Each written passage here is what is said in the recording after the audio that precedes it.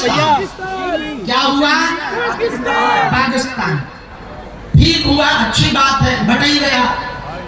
लेकिन अब जो शेष बचा भारत, उस भारत में जहां 80% हिंदू रहते हैं वो तो हिंदू राष्ट्र हो जाए।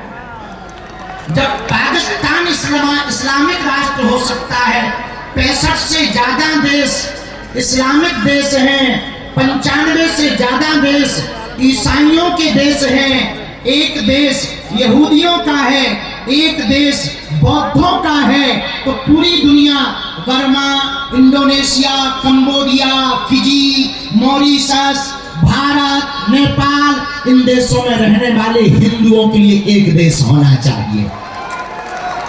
आज नहीं कल होगा। किसी ने कहा बाबा हिंदू राष्ट्र की डेडलाइन क्या है? हम कहा जिस दिन तुम्हारे जैसे पढ़े लिखे नक्कटा हिंदू राष्ट्र की मांग करेंगे उसी दिन भारत हिंदू राष्ट्र हो जाएगा। चौथी बात, बहुत विनम्रता पूर्वक सुनो, हम लोग ये पदयात्रा जो कर रहे हैं लड़ाई के लिए नहीं, हम तलवारों की लड़ाई पर भरोसा नहीं करते, विचारों की लड़ाई पर भरोसा करते हैं। पूरी पदयात्रा में हम लोगों को किसी के खिलाफ नहीं बोलना, केवल हमें अपना घर संभालना। अपना घर है जो हम भेदभाव में फंसे, छुआछूत में फंसे, ऊंच नीच में फंसे, अगड़ा पिछड़ा में फंसे, इनसे ऊपर उठकर 14वीं शताब्दी में रामानंदाचार्य भगवान ने जो कहा था, जात पात पूछे नहीं कोई, हरि को भजे सो हरि को होई।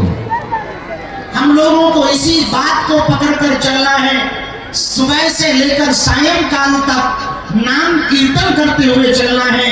एक बात हम पक्की कह रहे, आप लोगों का यह पुरुषार्थ, आप लोगों का यह त्याग, आप लोगों की यह मेहनत व्यर्थ नहीं जाएगी। आने वाले समय में जब भारत हिंदू राष्ट्र होगा तो तुम्हारे भी नाती पोता चिल्लाएंगे कि हमारे बब्बा भी पदयात्रा में गए थे। जैसे बाबरी मस्जिद का ढांचा ढहा था और राम मंदिर बना था, तो उसमें दीदी माँ की चर्चा, पूज्य हमारी बुआ जी की चर्चा आज तक होती। बोले कौन आया? बोले शेरनी आई है। कौन? बोले पूज्या दीदी माँ, जिन्होंने ललकार कर ढांचा को गिरा दिया, बाबर की जगह रघुवर का नाम छपा दिया।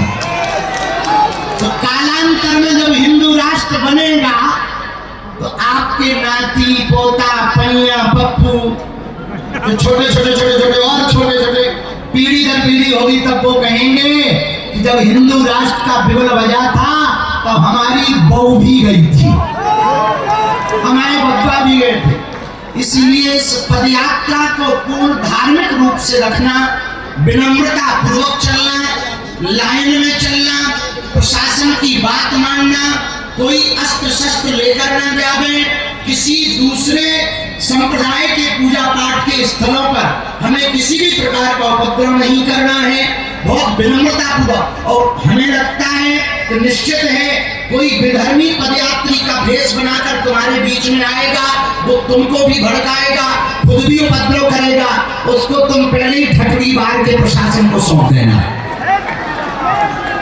ताकि किसी भी प्रकार से हिंदुओं पर, सनातनियों पर लांछन न लगे। एक व्यक्ति ने कल हमसे पूछा, पत्रकार महोदया ने, कि भारत हिंदू राष्ट्र क्यों जरूरी है? हम कहा पहले हिंदुत्व को समझो। हिंदुत्व की विचारधारा किसी एक धर्म की नहीं, जीवन जीने की शैली है। इसी विचारधारा में हो सकता है वसुधैव कुटुंबकम अहिंसा परमो धर्मः।